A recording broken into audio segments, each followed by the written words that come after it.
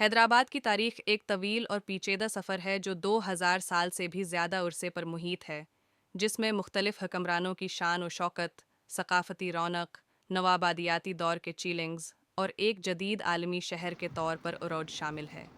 یہ تفصیل قدیم دور سے لے کر آج کے زمانے تک کے مراحل کو واضح کرتی ہے۔ قدیم و وسطی دور کے ابتدایات موجودہ حیدرآباد کے علاقے کی آبادی کم از کم تیسری صدی قبل مسیح سے رہی ہے، جب یہ موریہ سلطنت کا حصہ تھا۔ اس کے بعد یہ ستاوہانوں، ایکشووکوں، چھالوکیاؤں اور کاکاتیہ سلطنتوں کے زیر اثر آیا۔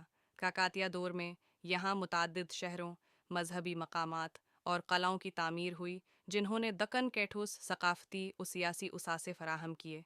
1321 میں کاکاتیہ سلطنت کے زوال کے بعد یہ علاقہ دہلی سلطنت کے قبضے میں آیا، مگر جلد ہی بہمنی سلطنت کے زیر اثر آیا، جو 15ویں صدی میں دکن کا ایک طاقتور مرکز بنی۔ اس دور میں حیدرآباد خطے میں نئے شہری، ثقافتی اور سیاسی رجحانات جنم لینے لگے۔ قطب شاہی خاندان اور حیدرآباد کا قیام۔ حیدرآباد کا حقیقی قیام 1591 میں ہوا، جب محمد قلی قطب شاہ نے دکن کی سلطنت کا دارالحکومت گولکنڈہ سے یہاں منتقل کیا۔ انہوں نے دریائے موسی کے کنارے چارمینار کی تعمیر کروا کر شہر کی بنیاد رکھی۔ شہر کا نام حیدرآباد اپنی محبوبہ بھاگمتی کے نام پر رکھا گیا، جنہوں نے اسلام قبول کر کے حیدر محل کا لقب پایا تھا۔ شہر کی منصوبہ بندی فارسی شہری اصولوں پر مبنی تھی، جس میں مقامی دکنی عناصر کا امتزاج تھا، جو اسے ایک منفرد انڈو اسلامک طرز تعمیر دیتا تھا۔ قطب شاہی دور میں حیدرآباد تجارت، ثقافت اور فنون لطیفہ کا مرکز بنا۔ اس دور میں ہیروں اور موتیوں کی مارکیٹیں مشہور ہوئیں اور شہر نے فارسی اور اردو شاعری، تعلیم اور ثقافت کے فنون میں اپنا نام پیدا کیا۔ چارمینار، میکہ مسجد اور شاہی باغات اس زمانے کے یادگار آثار ہیں۔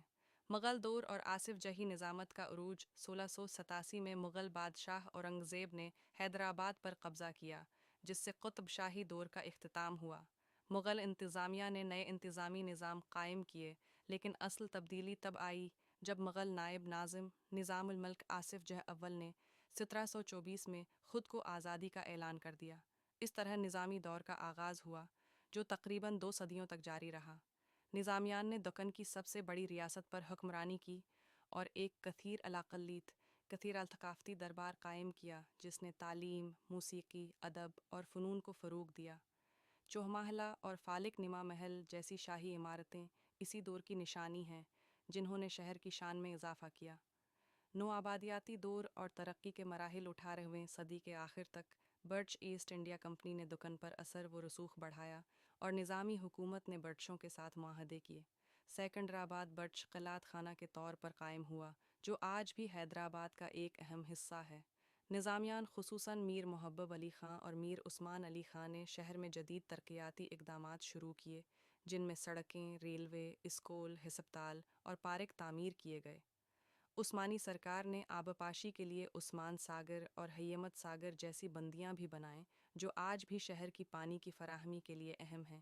آزادی کے بعد اور سرکاری انضمام 1947 میں ہندوستان کی آزادی کے بعد نظام نے خود مختاری کا مطالبہ کیا، مگر کئی مسائل اور پرتشدد حالات کے سبب 1948 میں آپریشن پولو کے ذریعے حیدرآباد کو ہندوستان میں شامل کیا گیا۔ بعد میں 1956 میں حیدرآباد آندھرا پردیش کا دارالحکومت بنا اور اس کے بعد سے اس کا شہری و اقتصادی انفراسٹرکچر مزید بڑھا۔